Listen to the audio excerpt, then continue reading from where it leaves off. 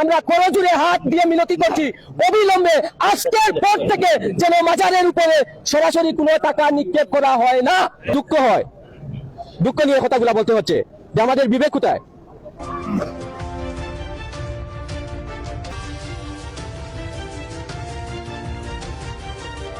বিবেক কোথায়? কোথায় চলে গেছে আমাদের বিবেক? এই হলো আমাদের প্রথম যেটা আছে যে অতীতে যেগুলা টাকা এগুলার পূর্ণাঙ্গ হিসাব এবং সামনে যে টাকাগুলা ব্যাগে ভক্তবৃন্দ যারা দান করবেন এই টাকাগুলা যাতে রেগুলার গণনা হয় এবং সঠিকভাবে সেটার হিসাব দেওয়া হয়। এটা হলো এক।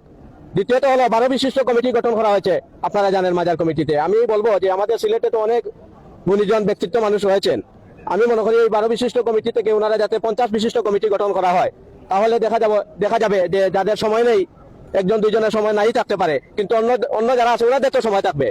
এটা থাকতে পারে, দায়িত্ব তো অনেকগুলা বেশি দায়িত্ব, তাই সবাইকে যদি দায়িত্ব দেওয়া হয় আমার মনে হয় সঠিকভাবে দায়িত্ব পালন করা যাবে, যাতে করে এই হিসাব নিয়ে কোনো গন্ডগোল হয় না, আমরা সঠিকভাবে যাতে হিসাব পাই, এই হলো আমাদের বিগত সিলেটবাসীর দাবি। এবং এর সাথে যেটা আপনারা দুর্নীতির কথা আপনারা শুনেছেন, সিলেট সিটি কর্পোরেশন আমাদের জনগণের ট্যাক্সেই এই সিটি কর্পোরেশন কিংবা উন্নয়নের কাজ হয়। আপনারা জানেন মাজারে সিটি কর্পোরেশন থেকে বাজেট বরাদ্দ করা হয়েছে।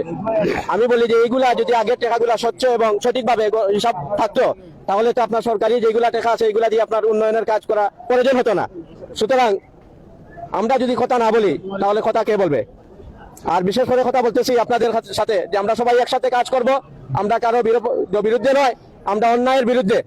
আর অন্যায় যেখানে হবে সেখানেই প্রতিবাদ হবে, আর অন্যায়ের জন্য আমরা সবসময় ইনশাআল্লাহ সজাগ থাকবো।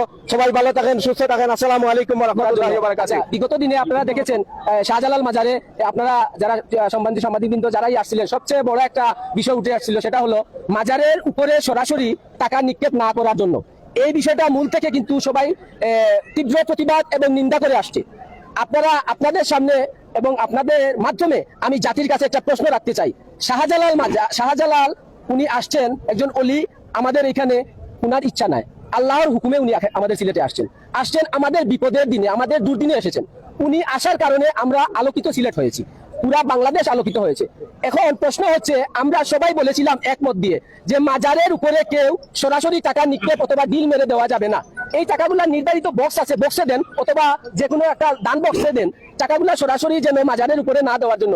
কিন্তু আমাদের এই অনুরোধ আজ দিন পর্যন্ত কেউ গ্রহণ করা হয় নাই। যারা পরিচালনা করতেছেন, আমাদের এই মতামত না, এটা হাজারো লক্ষ মানুষের মতামত, আপনারা অপেক্ষা করে এখনো মাজারের উপরে সরাসরি টাকা নিক্ষেপ করা হচ্ছে। আচ্ছা, আপনাদেরকে সামনে নিয়ে আমি একটা প্রশ্ন করতে চাই, আপনার বাবা, আপনার দাদা, আমার বাবা, আমার দাদার কবরের উপরে যদি কেউ সরাসরি টাকা নিক্ষেপ করে, তাহলে এর চেয়ে বড় নিন্দনীয় কাজ আর কি হতে পারে? আপনারাই বলেন।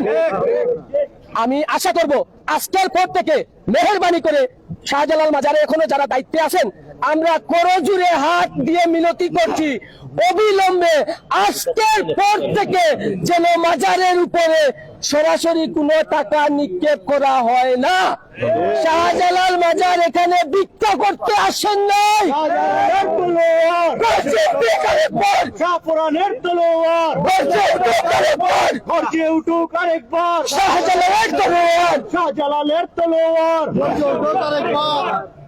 সম্মানিত উপস্থিতি, উনি আসছেন আমাদের সুরক্ষার জন্য। আজকে আমরা উনাকে অপমান করছি, উনি আমাদেরকে যে লাঞ্ছনা দিচ্ছেন, উনি আমাদেরকে যে অভিশাপ দিচ্ছেন, সেটা কল্পনার বাইরে। তাই আমি আবারও করজোড়ে আপনাদের কাছে মিনতি করছি, মাজারের উপরে আজ থেকে যেন একটা টাকাও নিক্ষেপ করা হয় না গিলাপের উপরে। গিলাপের উপরে একমাত্র গোলাপ জল, আতর এগুলা দিতে পারবেন, টাকা দেওয়ার কোনো এখতিয়ার কারো নেই।